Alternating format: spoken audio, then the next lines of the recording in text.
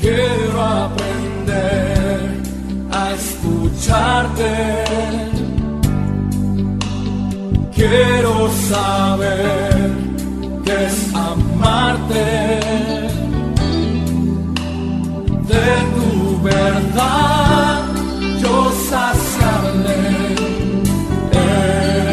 Enamórame de ti. Tiempo de discípulo, un espacio para que escuches la voz de Jesús. Quiero aprender La voz de Jesús. que tu presencia me inunde. Haz de mí uno de nuevo. Cámbiame, renuévame.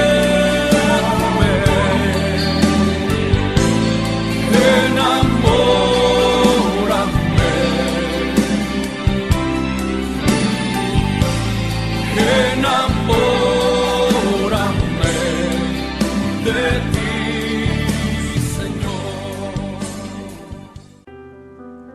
Paz y bien, te habla Fray Alejandro. De nuevo nos encontramos en este espacio de espiritualidad para alimentar el alma con la palabra del Señor.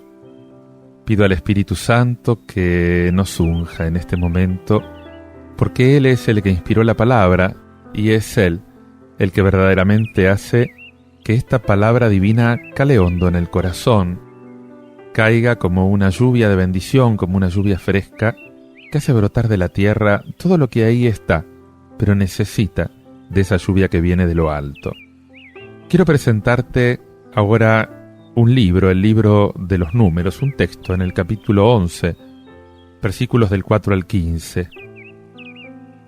El libro de los Números es el cuarto de los 5 libros que componen el Pentateuco, la primera parte de libros de la Biblia: el Génesis, el Éxodo, el Levítico, los Números y el Deuteronomio. Y este libro trata de nuevo el tema de la marcha por el desierto. En este libro se agruparon algunos de los acontecimientos relatados en el Éxodo y se acumulan algunos textos legislativos que no cupieron en otro lugar. El título Números viene de que este libro contiene censos, estadísticas, largas estadísticas, listas que nos dan nombres, el número de los miembros del pueblo de Dios, que en realidad no tienen un interés concreto para nosotros. Sin embargo, lo que hay que retener es una idea. Números, empadronamiento, estadísticas. Escucha el relato. En aquellos días los israelitas dijeron: ¿quién pudiera comer carne?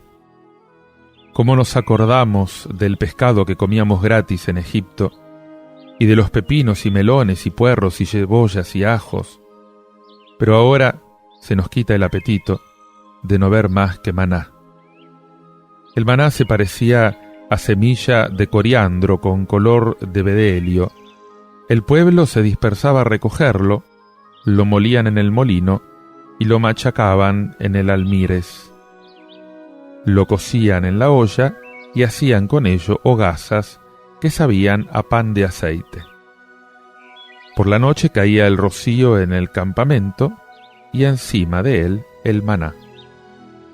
Moisés oyó cómo el pueblo, familia por familia, lloraba, cada uno a la entrada de su tienda, provocando la ira del Señor, y disgustado, dijo al Señor: ¿por qué tratas mal a tu siervo y no le concedes tu favor, sino que le haces cargar con todo este pueblo?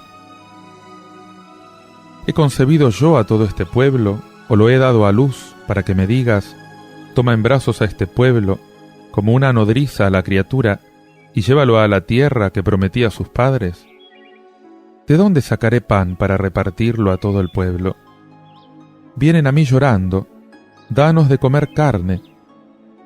Yo solo no puedo cargar con todo este pueblo, pues supera mis fuerzas. Si me vas a tratar así, más vale que me hagas morir. Concédeme este favor, y no tendré que pasar tales penas. Nuestro mundo moderno está lleno también de números y de estadísticas. No provienen de ayer. Decididamente Israel se nos presenta como un pueblo oculto, en muchos aspectos mucho más adelantado que los pueblos de la misma época. Pero, antes que nada, lo que nos importa a nosotros es el significado simbólico de todas estas listas, lo que nos sugiere una oración. Dios reconoce personalmente a cada uno de esos hombres y de esas mujeres. Dios llama a cada uno por su nombre. Y como dice el Salmo 71, versículo 14, mi vida es preciosa a los ojos del Señor. Soy importante para Dios. Él conoce mi nombre. Para Dios, los hombres y las mujeres no son intercambiables. Ninguno de ellos es un valor despreciable. Ningún pajarito va a caer por tierra sin el consentimiento del Padre. Y ustedes valen mucho más que las aves del cielo y que los lirios del campo. Lo dice Mateo 10:29. Y durante la marcha a través del desierto, los hijos de Israel volvieron a sus llantos. Es que atravesar el desierto es hacer una larga caminata. Es un tema profundamente humano, toda esa caminata a través de la vida. ¿Cuántos hombres, cuántas mujeres caminan así en el desierto? Puedo buscar a mi alrededor, puedo buscar en mi ambiente, en mi propia vida, todo lo que este símbolo significa. El desierto, el vacío, la nada, solo un camino abierto hacia el infinito delante de mí, con una sola certeza, y la certeza es que es preciso avanzar, que es preciso caminar, que es preciso continuar. Y el pueblo se pregunta, ¿quién nos va a dar carne para comer? Es que la prueba, el tiempo del desierto es un crisol terrible. El pueblo de Israel no cesa de gemir. Y tiene razones para esto. El hambre, la sed, la incertidumbre del porvenir, la muerte que ronda. Moisés estaba muy afectado, estaba mal, y entonces se dirigió al Señor y le dice, ¿por qué tratas así a tu servidor? ¿De dónde voy a sacar carne para dársela a todo este pueblo cuando me atormenta con sus lágrimas? Es una carga demasiado pesada para mí. ¿Por qué me impusiste este peso de todo este pueblo? Y una vez más, la reacción del hombre de Dios, es la oración. Una oración realista, una oración que no es un ensueño. Una oración que acepta a manos llenas una situación concreta para presentarla ante Dios. Y una vez más, vemos a Moisés como solidario con el pueblo, como intercesor en nombre del mismo pueblo. Él no deja de ver el pecado de su pueblo que suscita la ira de Dios, pero implora el perdón. Igual que Moisés, el gran profeta, el santo, alguna vez también nosotros podemos decir a Dios, me has dado, Señor, una carga muy pesada. Y esta oración no sería una dimisión. Esta oración no sería una renuncia, sería una llamada positiva, sería decir, Señor, es lo que siento. La oración es presentarle a Dios lo que sentís en tu corazón, no otra cosa. Señor, esta carga es muy pesada. Señor, esta situación no sé si la voy a poder llevar adelante. Señor, no sé qué voy a hacer con mi familia. Presentale al Señor en tu oración la realidad y tal cual la sentís, Él se va a encargar de resolverte el problema. Ay, si pudiera hallar gracia a tus ojos y ver apartada mi desventura. Finalmente la oración de Moisés se termina con una oración abierta de cara al futuro. Ayúdame, Señor. Ayúdame a cumplir todas mis responsabilidades. Una oración que al mismo tiempo es fuerte y es discreta, y también es resignada, y que se expresa en forma interrogativa. Ay, si pudiera hacer las cosas distintas. Dirigite a Dios, usando también vos esta oración. Muchas veces el desánimo viene de que nos consideramos insuficientes para la tarea que tenemos que desarrollar. Pensalo, escuchando esta canción de Séptimo. ¿Qué pudo ver en mí?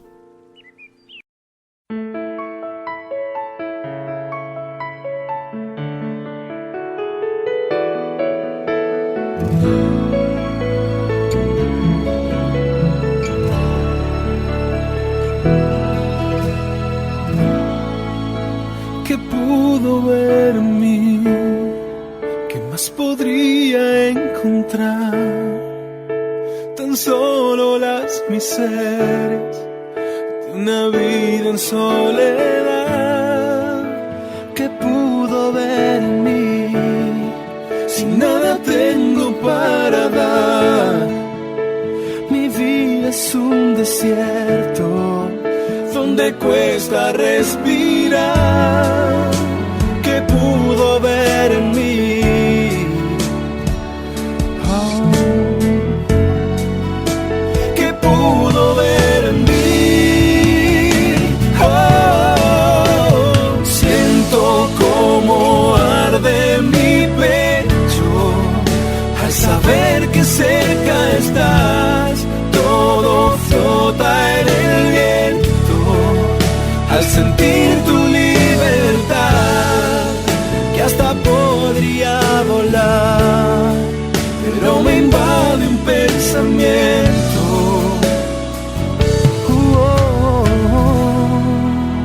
¿Qué pudo ver en mí?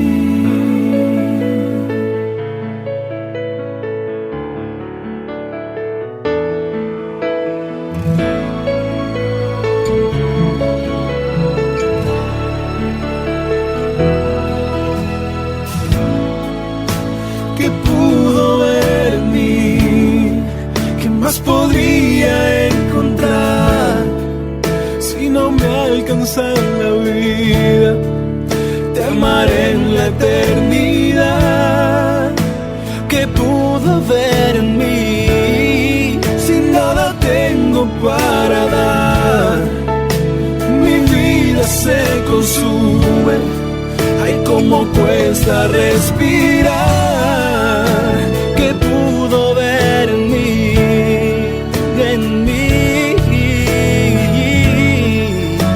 ¿Qué pudo ver en mí?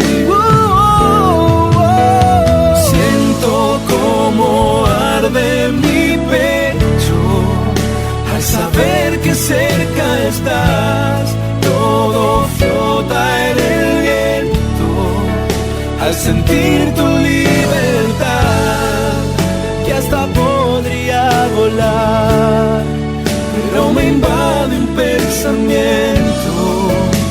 ¿Qué pudo ver? ¿Qué pudo ver? Siento como arde mi pecho al saber que cerca estás. Todo flota en el viento al sentir tu libertad, que hasta podría volar, pero me invade un pensamiento.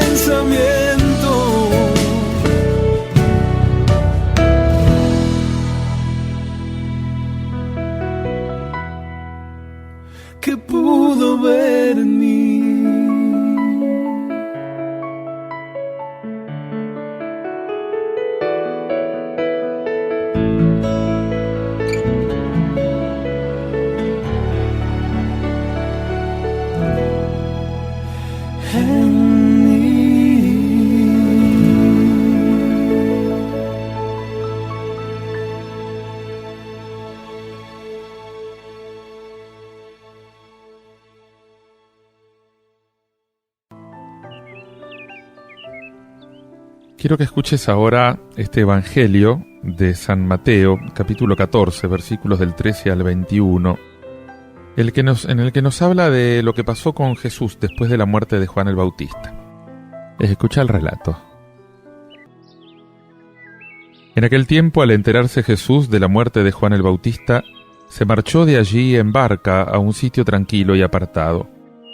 Al saberlo, la gente lo siguió por tierra desde los pueblos. Al desembarcar, vio Jesús el gentío, le dio lástima y curó a los enfermos.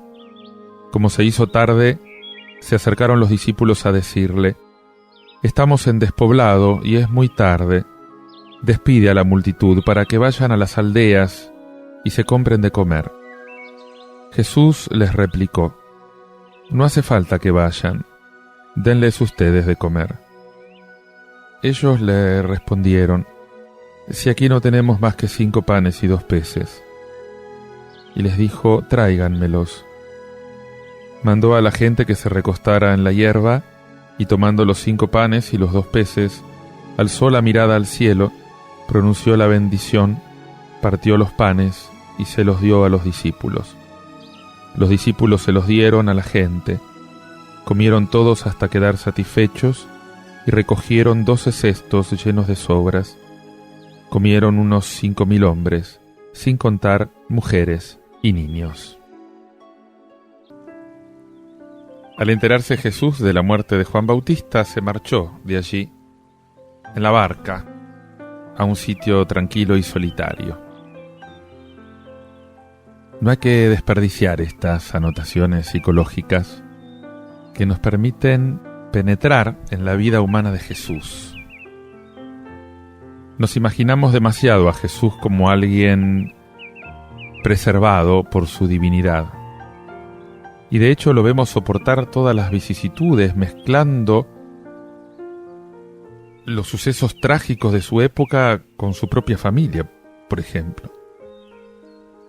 ¿Cuáles fueron sus sentimientos? ¿Cuáles fueron los sentimientos cuando supo esa noticia del día que Herodes había mandado decapitar a su primo, a Juan el Bautista? Era la muerte de aquel que él mismo llamó el más grande de los profetas. De aquel que le había preparado los primeros discípulos. Andrés, Simón, Juan, todos ellos habían sido discípulos de Juan el Bautista antes de ir a seguir a Jesús. Y al enterarse de esta muerte, Jesús huye a un lugar solitario. Y probablemente Jesús piensa en su propia muerte. Porque esta muerte de Juan el Bautista es el presagio de la muerte de Jesús. Pero como no llegó todavía el momento de afrontar la pasión, se esconde. A lo mejor podemos pensar también, o sencillamente, que en su dolor siente necesidad de llorar, siente necesidad de rezar.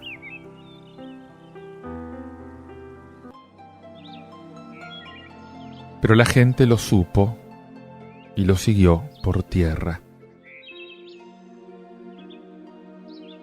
Al desembarcar, Jesús vio una gran muchedumbre, le dio lástima y se puso a curar a los enfermos.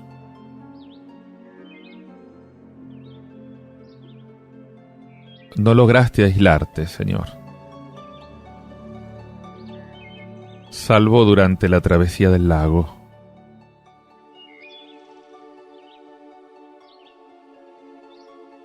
Nunca voy a meditar suficientemente este tema de estar casi obligado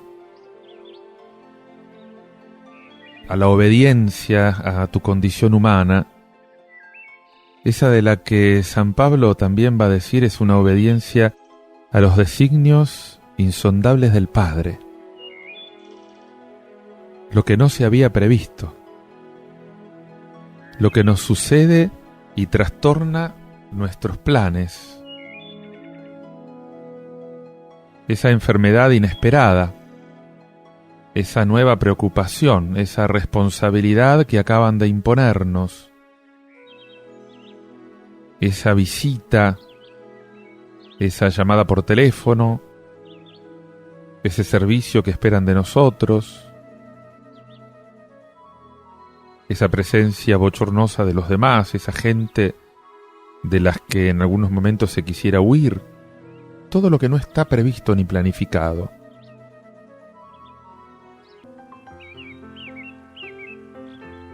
Y por la tarde se acercan los discípulos a decirle: estamos en despoblado, ya se pasó la hora, tenés que despedir a la multitud, que se vayan a las aldeas para comprar comida. Y vos les decís: no, denles ustedes de comer, no necesitan ir, denles de comer ustedes. Son muy simpáticos los discípulos, ven lo que hay que hacer, pero no tienen los medios para hacer frente a la situación. Frecuentemente nos pasa esto a nosotros. Jesús les pide que actúen. Fíjate que incluso si los grandes retos del mundo de hoy, la guerra, el hambre, la injusticia social, por ejemplo, nos sobrepasan, no tenemos derecho a quedarnos sin hacer nada. Acá no hay más que 5 panes y 2 peces. Es irrisorio, podríamos decir. ¿Qué vale todo esto? ¿Es tan poca cosa?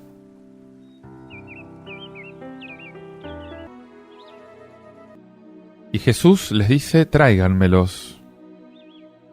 Y mandó a la gente que se recostara sobre el césped y tomó los 5 panes y los 2 peces.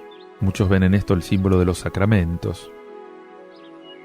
Qué importante es poner mis pobres medios humanos en tus manos, Señor.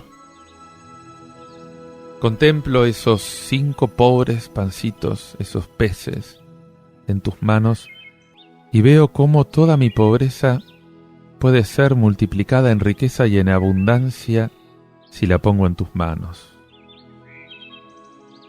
Qué importancia, Señor, es colocar en tus manos todo lo que tengo y lo que soy, lo mucho y lo poco, sabiendo que eres tú aquel que multiplica, Señor.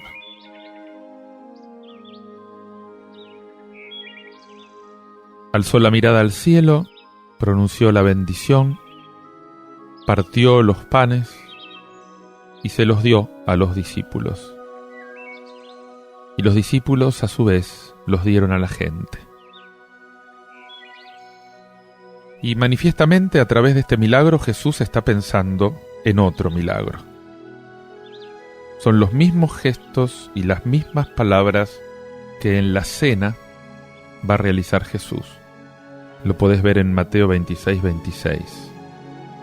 Es que no solamente del pan material vive el hombre.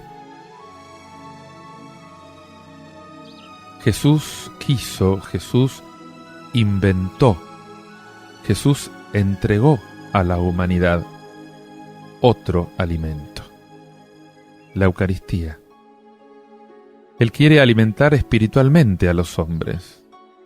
Él quiere responder al hambre más absoluto, alimentarse de Dios. La palabra de vida, el pan de la vida eterna. Y este alimento que el Señor nos da es el alimento que necesitamos para caminar por nuestro propio desierto hasta llegar a la tierra prometida. Ese desierto al que el Señor nos llama para cumplir un propósito, ese propósito que Él tiene para cada uno de nosotros en la vida. Pedile al Señor que te lo revele, escuchando este canto, su propósito en mí.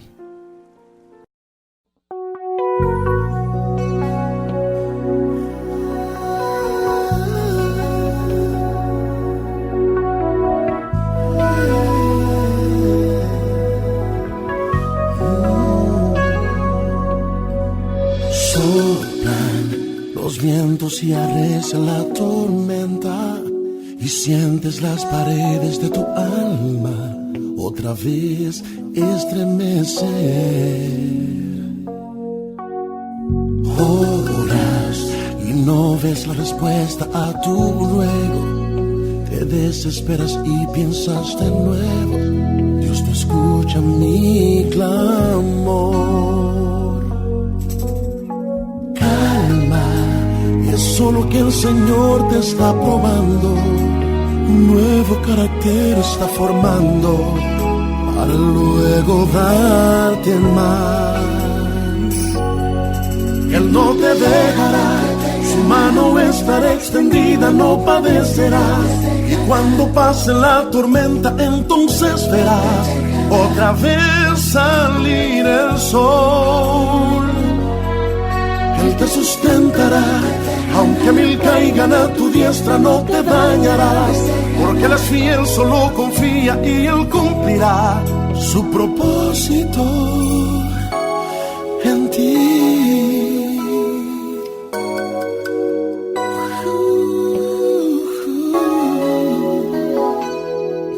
Confía. Siempre Dios contigo está, no te sientas solo. Él no pondrá una carga en tus hombros que no puedas tú llevar. Ríe, porque te espera luego de la prueba mejor lugar y una tierra nueva. Premia tu fidelidad. Él no te dejará, su mano estará extendida, no padecerás. Y cuando pase la tormenta, entonces verás otra vez salir el sol. Él te sustentará, aunque mil caigan a tu diestra, no te dañarán, porque Él es fiel, solo confía y Él cumplirá su propósito. Aunque estés en medio del desierto, Dios te proveerá. Aunque el mar rojo esté a tu frente, Dios por ti lo abrirá. Él no te dejará. No, no, no.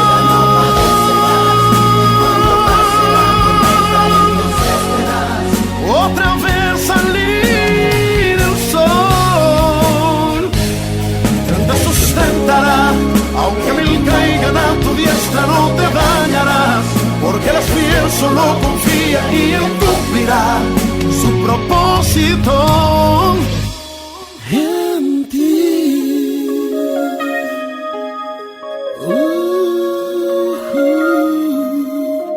Él cumplirá su propósito en